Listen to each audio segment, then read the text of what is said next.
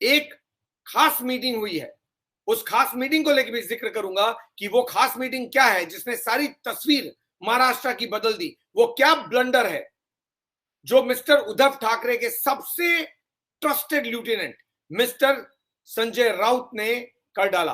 वो क्या ब्लंडर है जिसमें उनके बेटे आदित्य ठाकरे शामिल हो गए, और वो क्या ब्लंडर है जिसने उद्धव ठाकरे की बनी बनाई सियासत को बर्बाद कर दिया सिर्फ चंद घंटों में। तो उसको लेकर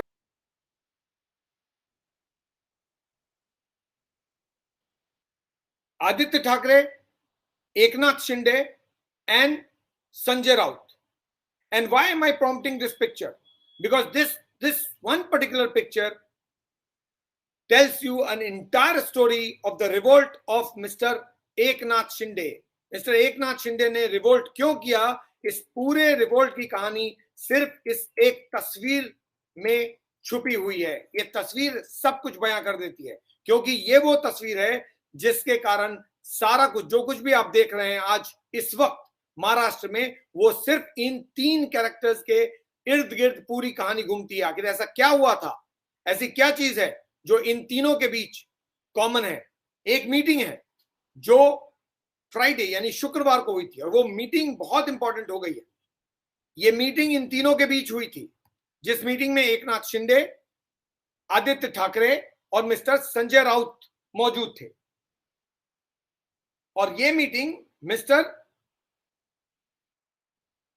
आदित्य ठाकरे ने, जो एमएलसी इलेक्शन हुए जिसको शिवसेना ने जीता, उसके 2 कैंडिडेट जीत गए, एनसीपी के 2 कैंडिडेट जीत गए, लेकिन कांग्रेस का 1 कैंडिडेट हार गया और बीजेपी के 5 कैंडिडेट जीत गए।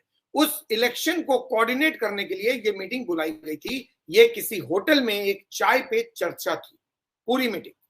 तो इस चाय पे चर्चा, आखिर ऐसा क्या हुआ कि उसके बाद एकनाथ शिंदे ने अचानक बगावत की बिगुल फूंक दी। यही वो मीटिंग है। अब इस मीटिंग के डिटेल्स क्या है वो बहुत इंटरेस्टिंग है, बहुत इंपॉर्टेंट है।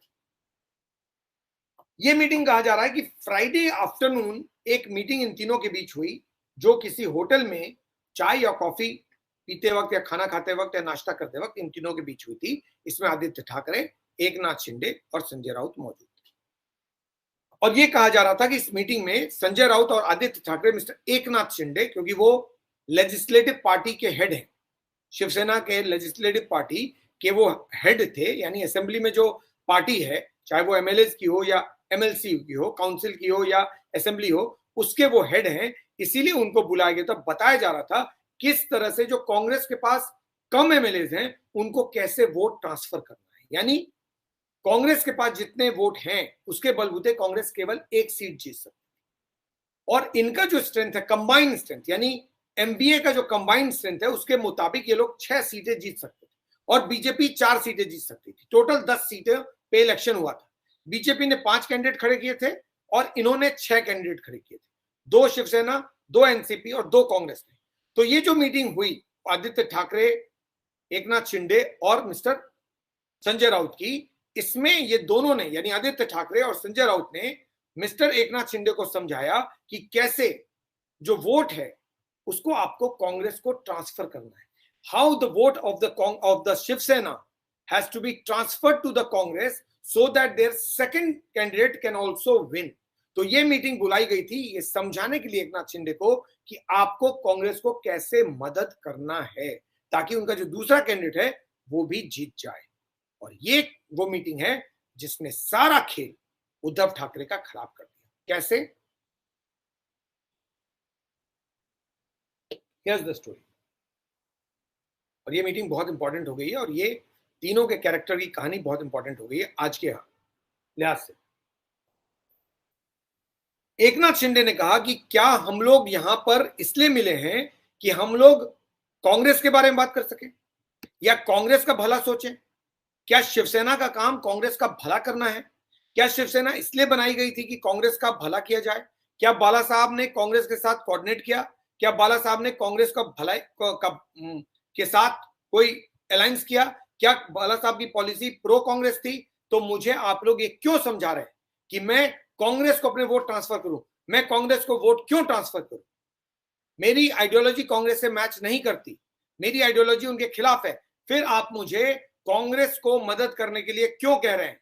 उसके बाद जो हुआ वो ये कि मिस्टर आदित्य ठाकरे और मिस्टर संजय राउत ने एकनाथ शिंदे को जबरदस्त तरीके से डांट दिया, ये कह के कि आप एक अलायंस में हैं, तीनों पार्टी की अलायंस है और इस अलायंस का उसूल है कि हम एक दूसरे को सपोर्ट करेंगे, आप सपोर्ट कीजिए वरना अपना पोजीशन छोड़िए। ये इन दोनों ने कहा, जो सोर्सेज बता रहे हैं उसके मुताबिक। और उसके बाद काफी गर्मा गर्मी हो गई। आदित्य ठाकरे ने मिस्टर एकनाथ शिंदे को बहुत ज्यादा ही कुछ कह दिया या संजय राउत ने कह दिया। उसके बाद एकनाथ शिंदे वहां से उठे और निकल गए। उन्होंने एक चीज साफ कर दिया कि आप लोग जो कुछ भी कह रहे हैं उससे मैं इत्तेफाक नहीं रखता, मेरा काम है शिवसेना को आगे बढ़ाना, मेरा काम कांग्रेस को आगे बढ़ाना नहीं है और मैं कांग्रेस को आगे किसी भी सूरत में नहीं बढ़ाऊंगा, मैं वो करूंगा जो मुझे सही लगता है। उसके बाद क्या हुआ? उसके बाद जब संडे को इलेक्शन हुए उसमें एकनाथ शिंदे और उनके सपोर्टिंग एमएलए ने बीजेपी को वोट किया। कांग्रेस को मदद करने के लिए मिस्टर आदित्य ठाकरे और संजय राउत ने बोला था, लेकिन एकनाथ शिंदे ने अपने जितने एमएलए थे उनके सारे वोट बीजेपी को ट्रांसफर करा दिए। बीजेपी जिसके पास 105 वोट्स थे उसको 133 यानी 133 वोट मिल गए। और ये बात शिवसेना को समझ में नहीं आई कि आखिर ये कैसे हो गया, इतने सीटें के वोट्स कैसे मिल गए। एकनाथ शिंदे ने उस मीटिंग में ही तय कर लिया था कि मुझे क्या करना है, क्योंकि उन्होंने वहां से मीटिंग से निकले ये बता के कि मैं ऐसा कुछ नहीं करूंगा जिससे कांग्रेस को फायदा हो, मैं वो करूंगा जो मुझे सही लगता है। और उन्होंने अपने सारे वोट्स बीजेपी को दे दिए, जबकि पार्टी चाहती थी कि वो वोट कांग्रेस को ट्रांसफर हो। नतीजा हुआ कांग्रेस का दूसरा कैंडिडेट हार गया और बीजेपी 5 सीटें जीत गई, जबकि बीजेपी को सिर्फ 4 सीटें जीतनी चाहिए थी, लेकिन बीजेपी 5 सीटें जीती और कांग्रेस का एक कैंडिडेट हार गया क्योंकि शिवसेना ने वो वोट ट्रांसफर नहीं किया और एकनाथ शिंदे ने डिसीजन पार्टी का नहीं माना। रीजन कि मिस्टर आदित्य ठाकरे और संजय राउत का एटीट्यूड एकनाथ शिंदे को बर्दाश्त नहीं हुआ, क्योंकि पार्टी में एकनाथ शिंदे की पोजीशन नंबर 2 की है और उसको ये दोनों खरी खरी सुना रहे थे और इंस्ट्रक्शंस दे रहे थे और ये बात उनको नागवार गुजरी। He could not tolerate this humiliation. So that is where the entire story started.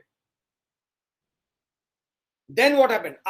When the elections were being happening since Friday, Mr. Eknath Shinde, as per the sources, planned the entire operation. यानी Friday के meeting में, यानी जो शुक्रवार को चाय पे चर्चा हुई फ्राइडे को, इस फ्राइडे एक मीटिंग ने सारा खेल तो खराब किया ही। एकनाथ शिंदे को संडे तक का टाइम दिया पूरी प्लानिंग करने का और एकनाथ शिंदे ने 2 दिन के भीतर यानी फ्राइडे को चाय पे चर्चा करने के बाद वहां से निकलने से लेकर और संडे को एमएलसी इलेक्शन में बीजेपी के सपोर्ट में वोट करने तक सब कुछ प्लान कर लिया। एक एक एमएलए को कांटेक्ट किया, एक एक एमएलए को कॉन्फिडेंस में लिया, उसको समझाया और बोला चुप रहने को। किसी ने कोई जुबान नहीं खोली।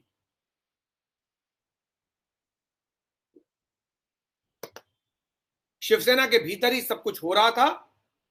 न उद्धव ठाकरे, न आदित्य ठाकरे, न संजय राउत, न किसी शिवसेना के लीडर को कुछ पता चला कि आखिर मिस्टर एकनाथ शिंदे कर क्या रहे हैं।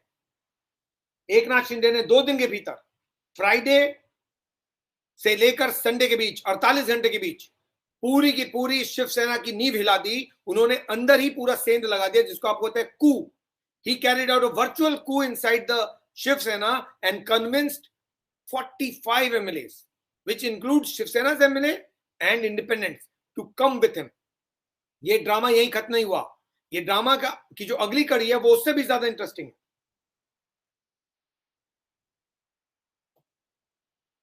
मिस्टर शिंदे ने न केवल इन लोगों को समझाया बल्कि ये भी डिसाइड किया कि मुझे मुंबई छोड़ना है।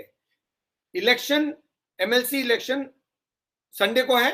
एमएलसी इलेक्शन के बाद, वोट करने के बाद मेरी कोई गुंजाइश ही नहीं बचेगी शिवसेना में, क्योंकि मैंने बीजेपी को वोट किया है, मेरे सपोर्टर्स ने बीजेपी को वोट किया है।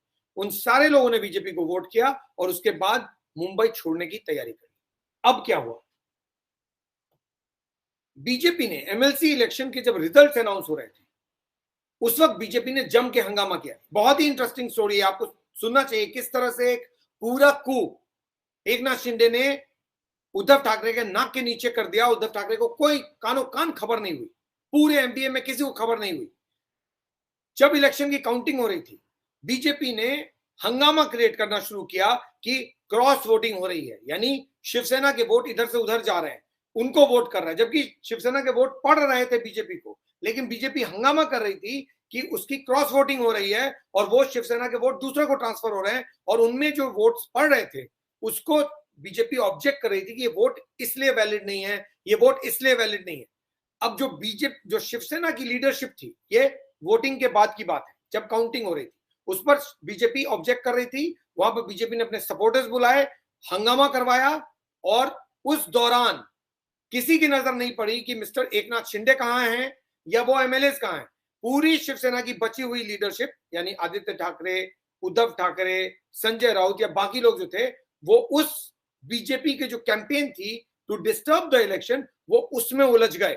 यानी बीजेपी कह रही थी वोट गलत पड़ रहे हैं, वो उसको सेटल करने में लग गए, और इस बीच में मिस्टर एकनाथ शिंदे ने अपने पूरे 33 एमएलए शिवसेना के, और जो 8 या 6 इंडिपेंडेंट एमएलए थे, उन सबको गाड़ी में बिठाया, अपने अपने घर पे सामान डाला, किसी ने कोई सिक्योरिटी गार्ड नहीं लिया ताकि किसी को कोई खबर नहीं लगे। तो जब यह हंगामा चल रहा था, उस वक्त शिवसेना के एमएलए गाड़ियों में अपना सामान डाल रहे थे, और जब तक यह हंगामा चला, 2 घंटे तक, हंगामा शुरू होने से लेकर हंगामा शुरू होने तक, ये पूरे जितने भी 33 एमएलए शिवसेना के और 6 एमएलए इंडिपेंडेंट, ये सब लोग सामान डालकर रोड से मुंबई से सूरत पहुंच गए, और जब बीजेपी का हंगामा खत्म हुआ, तब तक ये ऑलरेडी सूरत के होटल में थे, और शिवसेना को कुछ पता नहीं चला कि आखिर क्या हुआ।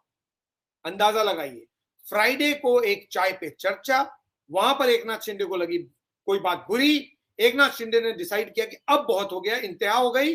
इस इंतहा को उन्होंने अंजाम दिया, बगावत किया, पार्टी के भीतर ही कू किया, अपने एमएलए को तैयार किया, बीजेपी के सपोर्ट में वोट किया, और जब बीजेपी ने हंगामा किया इलेक्शन के बाद और शिवसेना के लोग उसमें उलझे, उसी वक्त सारे एमएलए को गाड़ियों में बिठाया और बगैर सिक्योरिटी गार्ड के बॉर्डर क्रॉस करके सूरत के होटल में जाकर सो गए। शिवसेना को कुछ भी पता नहीं चला, शिवसेना के लोग सोते रह गए, और एकनाथ शिंदे ने वो किया जो मिस्टर उद्धव ठाकरे अंदाजा भी नहीं लगा सकते। आज उद्धव ठाकरे इस सिर्फ एक चाय के मीटिंग के कारण इतनी बड़ी परेशानी में पड़े हैं। रिस्पॉन्सिबल कौन? मिस्टर संजय राउत और मिस्टर आदित्य ठाकरे। ना इन्होंने वो चाय पे चर्चा की होती, ना ये हालात पैदा हुए थे। एक चाय पे चर्चा और शिवसेना का सुपड़ा साफ।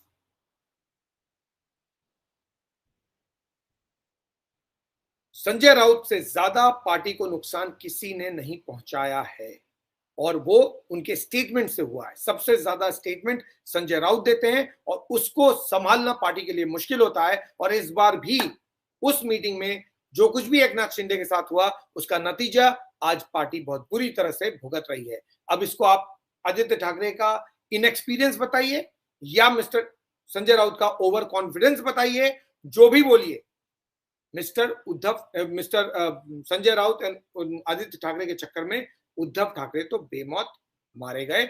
शिवसेना इस वक्त अपने स्टेटस के लिए लड़ रही है।